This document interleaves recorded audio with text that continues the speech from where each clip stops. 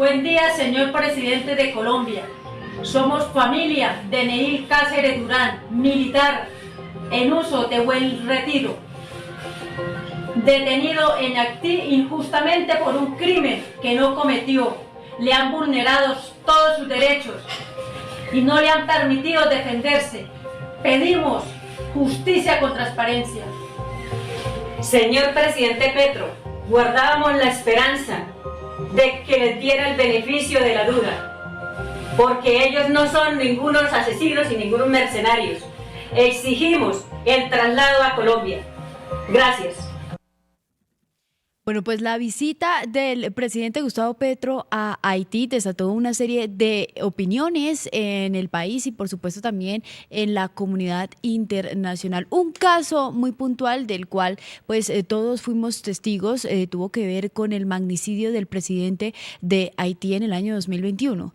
Y sorprendentemente esta visita que hizo el presidente Gustavo Petro pues ocasionó una serie de sinsabores en estos familiares de aquellos militares que hoy están privados de la libertad por su presunta participación en ese magnicidio.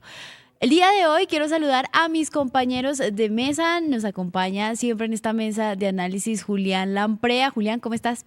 Jessica, un saludo para ti y por supuesto para toda la audiencia del Tercer Canal, a la que le pedimos que compartan esta transmisión, le den like a este video, por supuesto, estén muy atentos a través del chat de YouTube. Pues la verdad, expectante a lo que nos pueda decir la invitada, esta situación que se presentó pues en medio de este contexto del Catatumbo, pero también recordando lo sucedido con el presidente de Haití hace unos años y que hoy pues vuelve a la memoria con la visita del presidente Gustavo Petro a esa nación, así que muy a la expectativa de lo que podamos hablar el día de hoy. Así es. Además también tocaremos un tema muy importante que tiene que ver con esa entrevista en exclusiva que dio la ex consejera para las regiones Sandra Ortiz sobre pues su situación judicial con respecto al entramado de corrupción en la Unidad Nacional para la Gestión del Riesgo y de Desastres, pero también y para darle inicio a este primer tema que tiene que ver con la visita del presidente Gustavo Petro a Haití, nos acompaña nuestro compañero Pepe, el viejo Pepe. Hola, ¿cómo estás? Buenas, hola Jessica, hola Julián, ¿cómo están? Y también a todos los invitados del Tercer Canal. Como bien lo comentaron mis compañeros, tenemos temas muy importantes y también vamos a revelar detalles, podríamos decir exclusivos, de lo que habría sido el asesinato del presidente de Haití en el 2021, Juvenal Moïse. Así es, y contamos con la participación de una invitada muy importante. Pepe, ¿de quién se trata? Bueno, estamos en estos momentos conectados con la señorita Sondra McCollins Garbin, que es una defensora de derechos humanos que ha acompañado bastante tiempo a lo que habrían sido los militares que en estos momentos se encuentran en Haití, en estos momentos presos. Señorita Sondra, ¿cómo se encuentra? Muy bien, muchas gracias, Felipe. Un placer estar aquí con ustedes y muy contenta de tener esta oportunidad de explicar lo que pasó, porque desafortunadamente no hay muchos escenarios para que la gente entienda cuáles son las implicaciones de las palabras del presidente.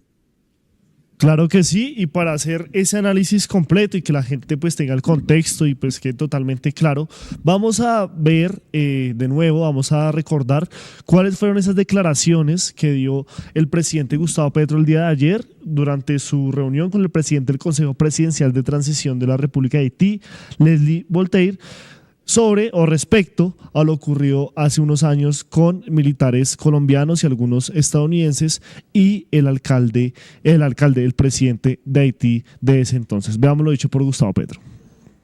Por eso estoy aquí, para agradecerles en primer lugar el que nos hayan ayudado en nuestra libertad, para pedirles perdón, porque colombianos oscuros en su corazón, blancos en su piel, pagos como mercenarios por intereses en el estado de la Florida, decidieron venir a estas tierras a asesinar. Yo les pido perdón porque no quiero venir a estas tierras a revivir la historia. Pues Les pido perdón, fue la frase que por supuesto conmocionó a una parte del país. Esta frase pues dicha por el presidente Gustavo Petro con respecto a lo que pues fue ese magnicidio y la forma en que pues se reconoció y se hablaba de esa presunta participación de militares colombianos en la muerte del presidente del momento. Por eso en esta mesa está el viejo Pepe, quien se ha encargado de hacer toda una investigación y también la recolección de declaraciones de aquellos familiares de los militares que hoy reclaman justicia y la posibilidad de que estos militares puedan defenderse. Pepe, cuéntenos todos los detalles. Pues bueno, nosotros estamos en comunicación como con los familiares que tienen en estos momentos a los militares presos en Haití y ellos nos comentaron que las palabras del presidente Petro, en vez de ser un espadazo para ellos y poder apoyarlos, fue más bien una espada por la espalda, ya que aunque ellos en su situación todavía no tienen una condena que los haga responsables del magnicidio del presidente de Haití, ellos consideran que lo dicho por el presidente Gustavo Petro es así. Escuchemos. Mi nombre es Janeline Carmona Flores, madre del subteniente Heiner Alberto Carmona Flores, militar en uso de buen retiro, detenido injustamente en Haití. Hoy recibimos con total decepción y desconcierto la gestión realizada por el presidente Petro en Haití. Como familia de los militares detenidos en ese país, hemos esperado durante 42 meses la diligencia del gobierno nacional respecto al traslado de nuestros familiares a Colombia. Y por ello pensamos que al menos un punto en su agenda, en la mesa de trabajo del presidente en Haití, fuese nuestro caso y de manera positiva. Pero no, salió, los condenó, pidiendo perdón por un crimen que mi hijo y sus compañeros no cometieron en ese país. Acá se evidencia el desinterés y la falta de compromiso en el caso de nuestros seres queridos y la vida de ellos. Como familia y como mamá, hemos pedido y luchado al gobierno nacional el apoyo para el traslado de todos nuestros familiares, debido a las condiciones en las que se encuentran que han sido inhumanas. Haití es un país sin instituciones, que no ofrece las garantías procesales para llevar un juicio justo y transparente como el caso nuestro. Se ha demostrado que no existen pruebas que vinculen a nuestros familiares en el caso del presidente y aún así ese país lo sigue reteniendo. Por eso exigimos gestiones concluyentes que permitan el traslado a Colombia de nuestros familiares, donde sea posible una justicia sin constreñimientos de intereses políticos. Señor presidente, como mamá y en representación de las familias, le pido, por favor, que recuerde estas palabras. Usted vivió la injusticia cuando por sus ideales fue detenido y puesto en una cárcel. Esa misma injusticia la está viviendo mi hijo, sus compañeros, todas sus familias y yo como mamá. Mi nombre es Sandra Carolina Bonilla. Soy la esposa del sargento viceprimero en uso de su buen retiro, Ángel Mario Yarse Sierra, detenido injustamente en Haití. Rechazo profundamente las palabras que expresó el presidente Petro en Haití. Llevamos cerca de 4 años luchando por demostrar la inocencia de nuestros familiares. Por fin, nos han permitido iniciar un juicio en ese país. Juicio que esperamos sea justo. Por tal motivo, señor presidente, no comparto sus palabras, ya que mi esposo y sus compañeros no están acusados de asesinato. Veredicto que un juez de Haití dictaminó y del cual usted debe estar enterado. Como esposa, espero que en su mesa de trabajo tengan por lo menos un momento para hablar sobre este tema y sobre las garantías procesales en el país de Haití. Muchas gracias. Doctora Sondra McCollins, usted como consultora de derechos humanos seguramente pues tiene una opinión y nosotros queremos conocerla. ¿Cuál es su opinión al respecto de esas declaraciones que dio el presidente Gustavo Petro y de qué manera estas declaraciones afectan el proceso de los militares colombianos que hoy están pues presos por su presunta participación en el magnicidio del presidente de Haití? Bueno, Jessica, lo primero es que hay que poner a la gente en contexto. Ellos están adelantando una apelación contra una resolución que el 28 de febrero del 2024 el juez de instrucción criminal les dictaminó como cómplices del asesinato de Jovenel Moïse. Cómplices. No había pruebas, absolutamente ninguna prueba que determinaran que ellos fueron los asesinos, pero de alguna forma los querían seguir procesando. Por lo tanto, los calificaron de cómplices, pero ¿cómplices de quién? Ahora miren esto, cómplices de quienes al principio los acusaban, de la viuda, del exdirector nacional de la policía, que quedó claro que ellos fueron, la policía fue la que les pidió a ellos que los acompañaran a hacer un operativo policial, y contra el ex primer ministro que se llama Claude Joseph. En ese orden de ideas, esa resolución se apeló. Duramos un año luchando con organismos internacionales para que esa apelación tuviera un tribunal, 3 magistrados que escucharan la apelación y se le pudiera dar trámite a un juicio que nunca han tenido. Hace 3 semanas se inicia ese juicio, se instaura el tribunal y en plena instalación una de las magistradas renuncia y toca terminar la audiencia mientras nombran una nueva magistrada o un nuevo magistrado. Se nombra a los 8 días, vuelven y los traen. Empezamos con el procedimiento de apelación. El lunes pasado, o sea, hace 3 días, se inician las exposiciones de los abogados que estos jóvenes, estos señores tienen para ser representados. Se suspende porque son 17 procesados para el próximo lunes. Entonces, estamos en la mitad de la definición de este recurso de apelación.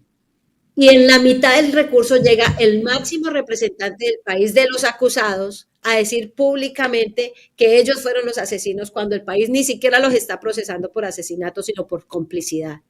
Y pide perdón por esta situación.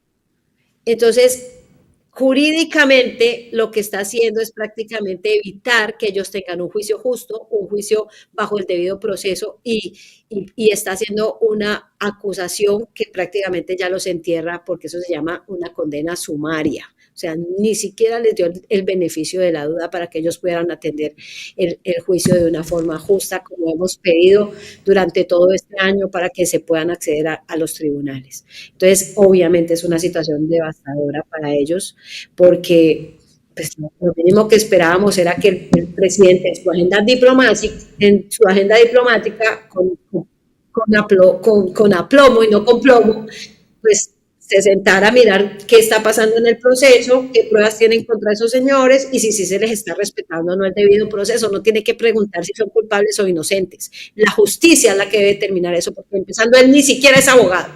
Esa es la realidad del caso hasta este momento. Y señorita Sondra, en diferentes medios de comunicación y también diferentes familiares de los hoy militares presos han mencionado que ellos llegaron al país haitiano como gancho ciego, sin conocer cuáles iban a ser sus labores dentro de este territorio. Entonces, la pregunta va encaminada, ¿usted sabía para qué los militares viajaron a Haití? ¿Eran por temas de seguridad con el presidente? ¿Era para combatir las pandillas de Haití? ¿O en este caso, como se ha mencionado también en diferentes medios, era para cometer el magnicidio del presidente? Mira, Felipe, ellos llegaron un mes antes, contratados por una empresa americana que está siendo procesada en los Estados Unidos precisamente por este mismo tema. Los contrataron para prestar una seguridad, un servicio de seguridad a un candidato presidencial que también está preso aquí en los Estados Unidos enfrentando el mismo proceso. Un mes completo estuvieron en toda la isla, con sus caritas blancas, como dijo el presidente, mostrándose abiertamente porque estaban haciendo un servicio a una empresa americana donde ellos creían y estaban seguros que estaban haciendo algo completamente legal. Un día antes de los hechos va la policía, por eso el exdirector nacional de la policía, el señor Leon Charles, está siendo procesado también con ellos en Haití. Pues, obviamente no está en Haití, pero hace parte del proceso. Les pidió a las víctimas de ellos que los prestaran para hacer un operativo, porque Haití no cuenta con las garantías, no cuenta con el conocimiento ni con la experticia para ningún tipo de procedimiento policial. Ese país es totalmente inviable. Entonces, ellos los organizan y los llevan al operativo junto con la policía, con una orden de captura emitida por una juez que, a propósito, hace una semana murió, no se sabe si murió o la murieron, porque también estaba siendo pedida, en este caso de Haití, como una de las acusadas. Emitió una orden de captura para extradición por una solicitud de la DEA. Y ellos fueron a acompañarlos esa noche a ese procedimiento y eso fue, ellos dicen que fueron de gancho ciego a eso, no a trabajar allá, porque ellos iban claros que iban a trabajar en seguridad para una persona importante que era el señor Emanuel Sanón. Ese es el resumen de la realidad de lo que está en el proceso, de lo que está aprobado y de lo que hasta ahora pasa aquí en los Estados Unidos, porque el caso de los Estados Unidos es un caso público que ya se está dilucidando en una corte y ahí pues se han entrado a demostrar otras cosas que han ido saliendo y pues por eso están procesando a los dueños de la empresa que los contrató y a otras personas que se prestaron pues para todo este procedimiento que todavía no han sido condenadas. Doctora Sondra, hay algo que se repite en los mensajes que pues, han dado las diferentes familiares de estos militares y es el tema de pues, las condiciones del sistema judicial de Haití y por supuesto que usted también en sus diferentes respuestas ha dado pues, algunos ejemplos de lo que pasa allí. ¿Cómo funciona el sistema judicial en Haití y por qué se habla de una falta de garantías para estos militares? Bueno, allá hay un proceso de instrucción criminal, ¿no? Que es lo que nosotros teníamos antes de 1991 que se creara la fiscalía. Entonces, el sistema funciona diferente. El investigador es el juez de instrucción criminal que fue, cuando ellos fueron capturados, tuvimos cinco jueces.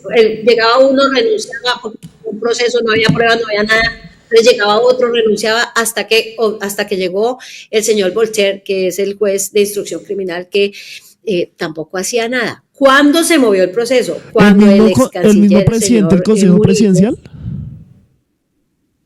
¿Señor? ¿El Voltaire es el mismo presidente del Consejo Presidencial de Transición? No, fue el juez, el último juez que emitió el fallo de instrucción criminal. James Voltaire creo que se llama. Okay. Ese proceso estaba quieto, pero a raíz de la llegada diplomática del ex canciller, el señor Murillo, a Haití en octubre del 2023, el proceso se movió y finalmente logramos que los llamaran a declaración y los acusaron como cómplices. ¿Sí? Entonces ahora nos tocaba apelar. El día que los acusaron, que fue el 28 de febrero, teníamos 3 días para iniciar la apelación, 8 días para iniciar la apelación y a los 3 días hubo un motín en el país donde el señor Barbecue, que es el director de los grupos armados al margen de la ley en Haití, se tomó todas las cárceles, especialmente las de ellos, sacó a todos los presos y a ellos los iban a matar. Eso pasó el 3 de marzo del año pasado, cuando se decretó el estado de emergencia y evitaron que Ariel Henry, que era el que estaba fungiendo como primer ministro, pudiera entrar al país. No lo dejaron aterrizar y le tocó irse refugiado a Puerto Rico.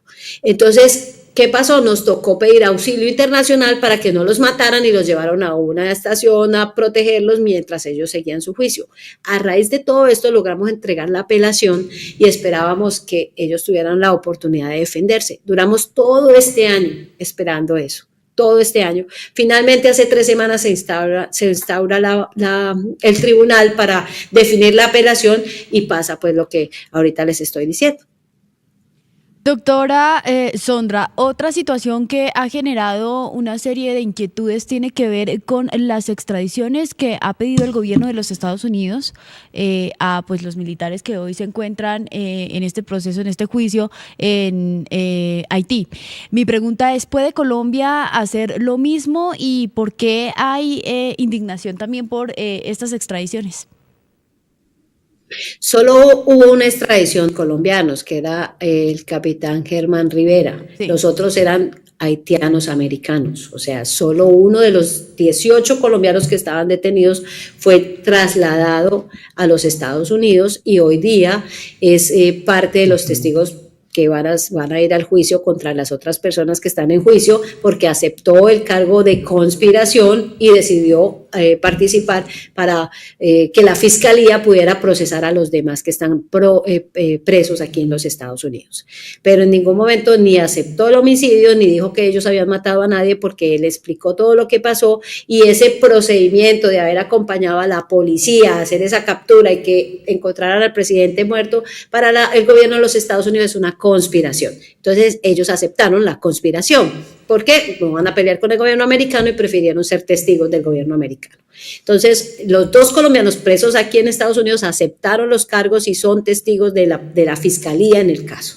Los demás colombianos no los trajeron para Estados Unidos precisamente porque primero no tenían rango para conocer qué estaba pasando. Los militares en retiro igual siguen haciendo uso de sus rangos, y quien estaba, digamos, de mayor rango o a cargo de ellos en ese grupo, pues era el capitán Germán Rivera. Por eso Estados Unidos se lo trajo para acá y él pues ya está resolviendo su situación en mejores condiciones, y a pesar de que va a estar preso un tiempo, pues tiene una fecha de salida. ¿Sí? En cambio, estos que se quedaron en Haití, pues no, porque pues al gobierno americano no les interesaba, los dejó allá esperando a ver si tienen un juicio justo o no tienen un juicio justo. Colombia, digamos que hubiera podido pedirlos y procesarlos en Colombia por alguna razón, pero pues no había un vínculo, un nexo causal que permitiera decir que cometieron un delito en Colombia y pedirlos y procesarlos y mirar si sí o si no eran responsables. Nosotros tuvimos muchas reuniones en Cancillería, muchas reuniones con muchos funcionarios del gobierno para tratar de establecer cómo podíamos hacer alguna figura diplomática para poderlos llevar para Colombia, pero nunca encontraron ninguna situación. Yo propuse incluso eso, pongamos un proceso, una denuncia por concierto para delinquir, porque aquí se reunieron y aquí determinamos si eso fue delito o no delito, pero traerlos a Colombia, y no se pudo. Debe haber una voluntad política de parte del gobierno para que haya digamos, un ingreso diplomático de gobierno a gobierno y así poderlos traer, que es lo que pensábamos que iba a poner el presidente Petro en su agenda, en sus 7 puntos que fue a hablar allá, pero pues obviamente su desprecio por las fuerzas militares es mucho mayor que su derecho o su deseo de defender los derechos humanos de los colombianos. Entonces, pues nos dejó en manos de un sistema que no sirve, que su mismo sistema está procesando a sus mismas personas y ponen y quitan a su conveniencia, como pasó con la magistrada que se retiró hace 3 semanas. Doctora Sondra, otra cuestión que también es bastante preocupante, primero, es que los militares presos en Haití no tienen las condiciones humanas ni dignas para estar allí, y también que en diferentes medios de comunicación se replicó que al parecer el general Norberto Mojica, director de la Interpol, estuvo presente y también participó en diferentes torturas que se realizaron a estos militares. ¿Qué tan cierto es esa versión? No lo sé, yo en esa época no estaba con ellos, yo llegué un año después que me enteré de la situación. Todos los muchachos mandaron unas cartas que yo les pedí que me contaran cada cosa, y ellos dicen que fueron torturados y que efectivamente el funcionario estuvo presente en esas torturas, pero pues eso es algo que no me consta a mí. Lo conozco de puño y letra de cada uno de ellos, donde dicen fuimos torturados, fuimos obligados a decir esto, y tiene un poco de sentido porque lo que ellos decían y que salieron en los medios es que la orden era matar a todo el mundo, incluyendo a las mascotas. Y yo pues pregunto, ¿cuántos muertos hubo? Sí, ahí había 9 o 10 policías que estaban esperando que llegaran en el operativo y ninguno resultó muerto, solo hay un muerto, que ellos dicen que ya estaba muerto cuando llegaron, que es el presidente Jovenel Moïse. Tiene más sentido eso que las declaraciones que ellos dieron, que era matar a todo el mundo hasta las mascotas, pero solo hubo un muerto. Entonces, los 22 colombianos expertos militares fallaron, o sea, ¿los 22 fallaron? No tiene mucho sentido. Entonces, para mí es creíble su versión de que fueron torturados, además porque el mismo Estado colombiano, a través del cónsul honorario, determinó que efectivamente fueron torturados porque sacaron fotos, tenemos las fotos, se las enviaron a sus familias y están las evidencias de las torturas. Entonces, ¿a quién le vamos a creer?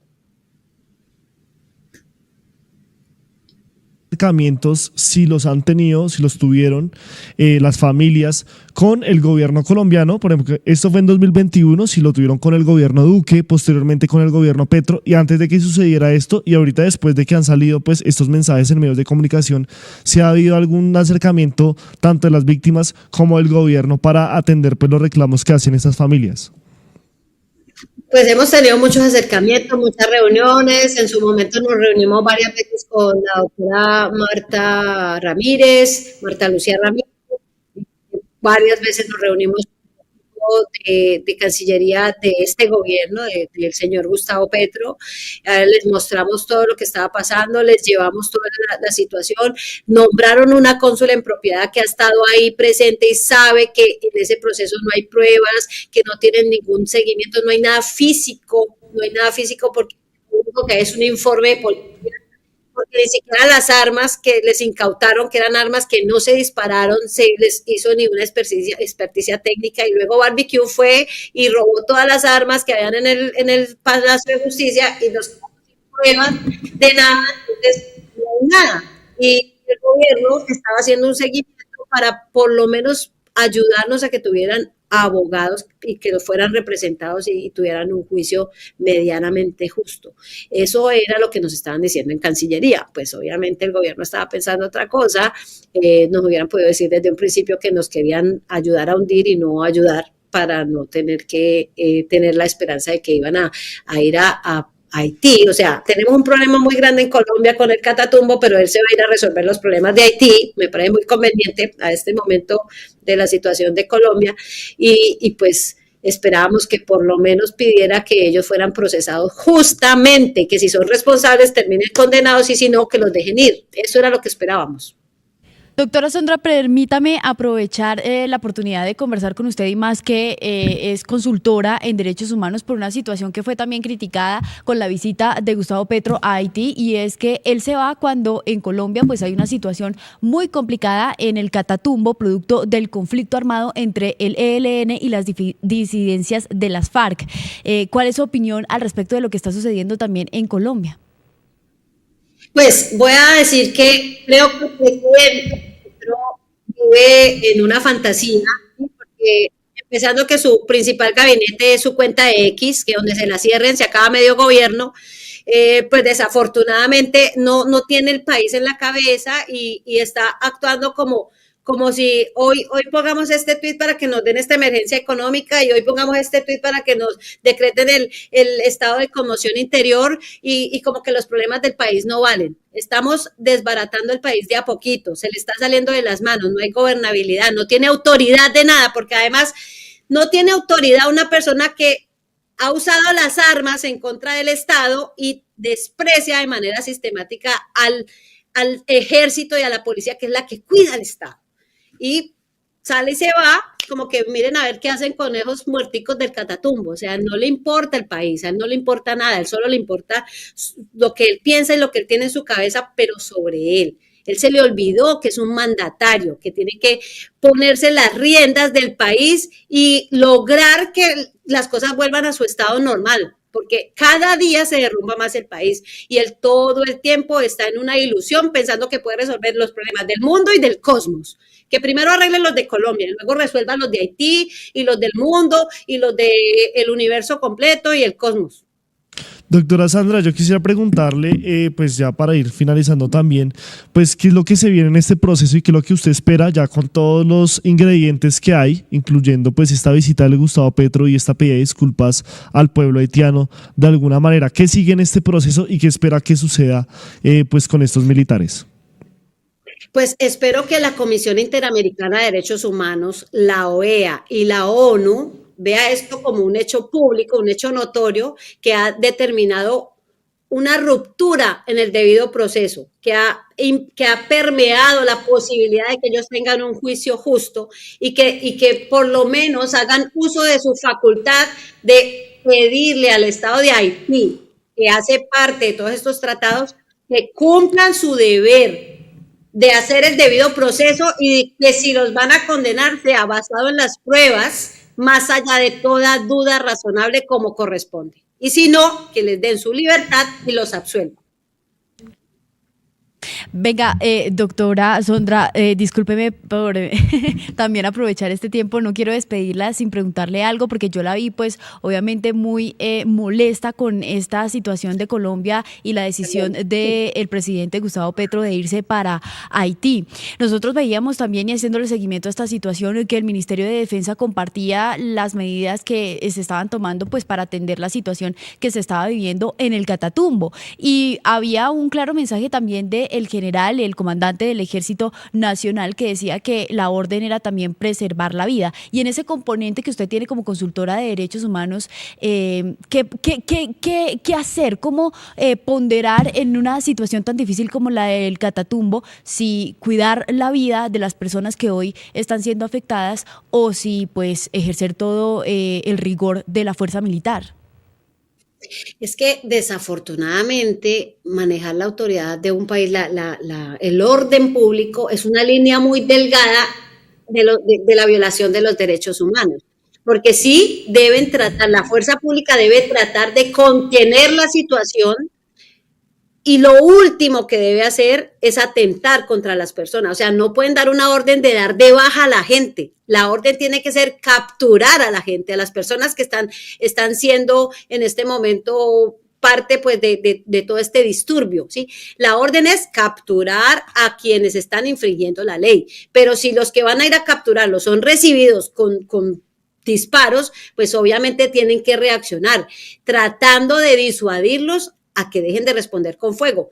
En ese intercambio, si algunas personas resultan dadas de bajas, eso es parte del escenario de lo que ocurre, pero no debe ser la orden, obviamente. Pero si no hay manera de parar los disturbios, poniendo la banderita blanca, vea, por favor, deje de dispararnos que los vamos a capturar, pues toca emitir fuego hasta que ellos hasta que se dispersen y hasta poder disuadirlos de que sigan arremetiendo contra la fuerza pública y contra la sociedad civil. Es muy complicado el tema. Ahorita que él está viviendo eso se va a dar cuenta lo difícil que es, porque puede ser que en unos años le metan unos procesos por violación a los derechos humanos, por falsos positivos, porque en algunas de esos enfrentamientos puede ser que haya personas civiles que no tienen nada que ver con este problema que terminen muertos en el fuego cruzado. Desafortunadamente esas cosas pasan en un país violento como el nuestro y donde hay guerras en todo lado. Pero hay que recobrar el orden público con la fuerza pública, no hay otra manera. Ayúdanos a seguir con nuestra labor periodística a través de nuestro NEC y DaviPlata 310-779-3518. Se está evaluando es que más adelante sí sea para todos. Lo que necesita el país. Pedí que me sacaran de allá. Un agradecimiento a todos por su sintonía aquí en el Tercer Canal. Métase en la mente de un delincuente, de un ladrón. A una nueva entrega de periodismo sin corrección. Pasión todo locura y estamos muy contentos. De las calles del sur. Digo, la señora, ¿me da un expreso, por favor?